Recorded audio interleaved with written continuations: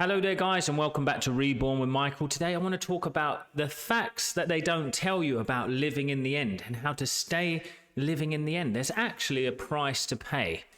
The price is challenging, but it's not undoable. I've been teaching people to do this for the last few years and it works every time. I think what we get mistaken about is that we think to live in the end means I must walk, act and be like that millionaire I want to be. I've got to, even though I've got severe pain in my knee, I've got to start running again. I've got to actually take the action of living in the end, or walk differently, or smile differently, or stand differently, or do something different. That's okay advice, but it's not the case. Living in the end sounds easy. I just got to assume that I'm wealthy. I've got to assume that I'm rich, but the people don't get the price to pay is actually that you need to master your emotions. You need to become non-reactive to your environment. It changed my life, and I'm going to break it down today. If you like spirituality simplified, consider like, sharing and subscribing. Also, comment down below. Does this help you to live in the end? What I realized was my emotional reactions to life were actually the things that were telling me where I was on a deeper spiritual level.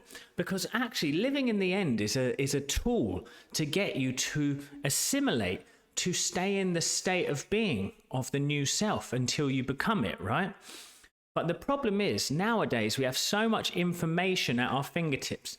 I think back when Neville Goddard was saying it, it was probably a bit easier because you weren't getting email reminders of the bills that you hadn't paid. You weren't getting someone texting you to say that in 4 days' time we're shutting off your phone. We live in a very contactable world where it's hard to escape our problems. So I decided to do something different in 2025 to make living in the end easier. And that was to actually face my problems, stop ignoring reality, and actually start to face the problem, face the reaction. So there's this part of you that's reacting to your circumstance, reacting to life.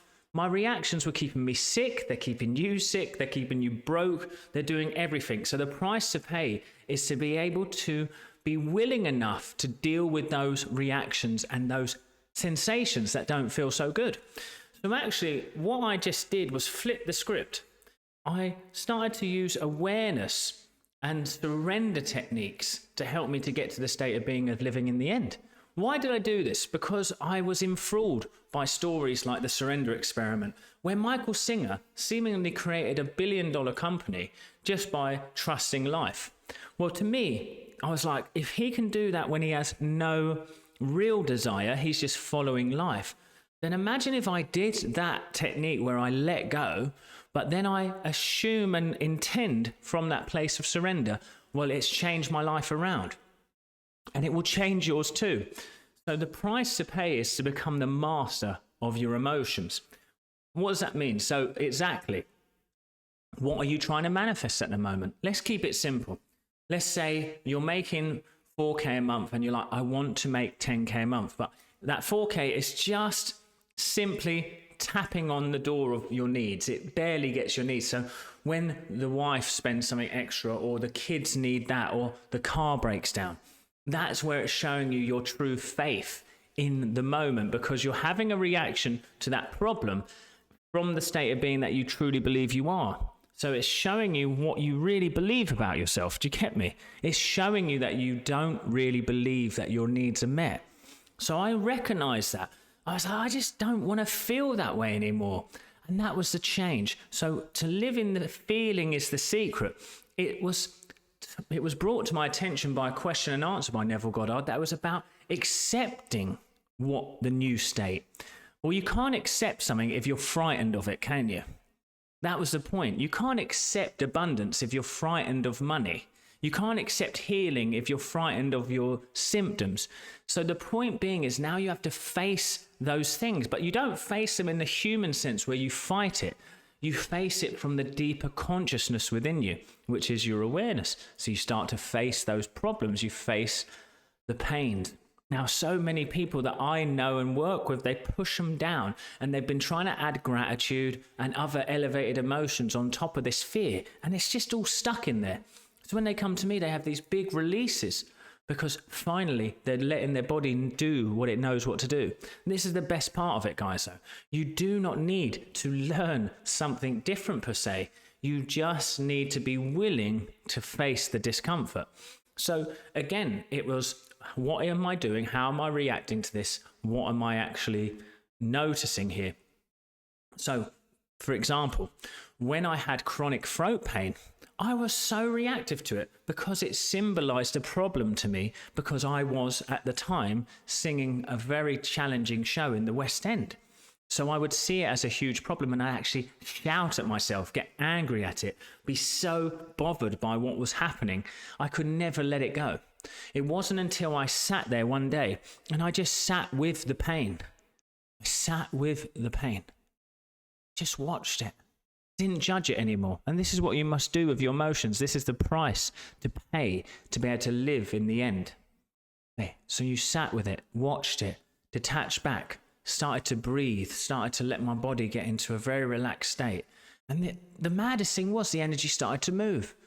The pain started to move from side to side, up and down, around and around. And I just continued to watch it until suddenly I burst into tears.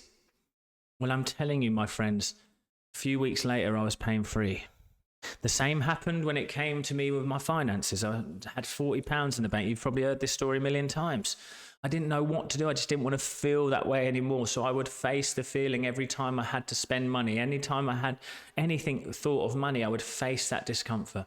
And it would move, and it would do this, and it would do that, and then it would release. From that place, that's where you visualize. That's where you affirm. That's where you pray once it releases, because you are now in the state of being of peace, harmony, serenity.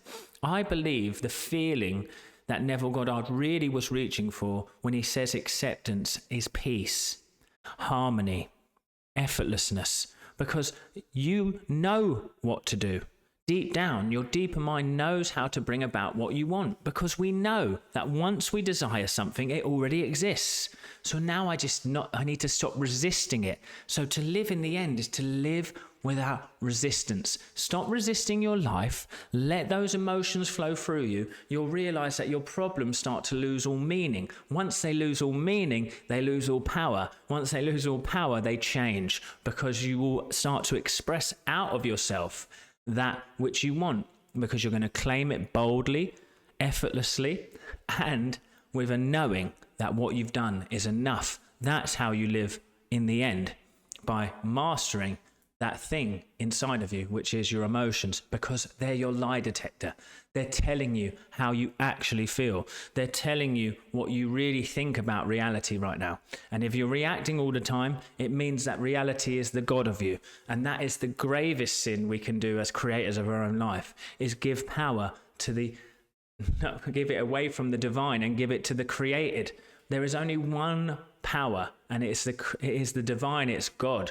These other things, they're created. Do not give it any thought. Don't ignore it anymore and push it away. Face it, release, relax, re-intend. You can do this. You can change your life. I'll see you at the next one. If you like this video, there's another video going to be coming up soon. Watch it.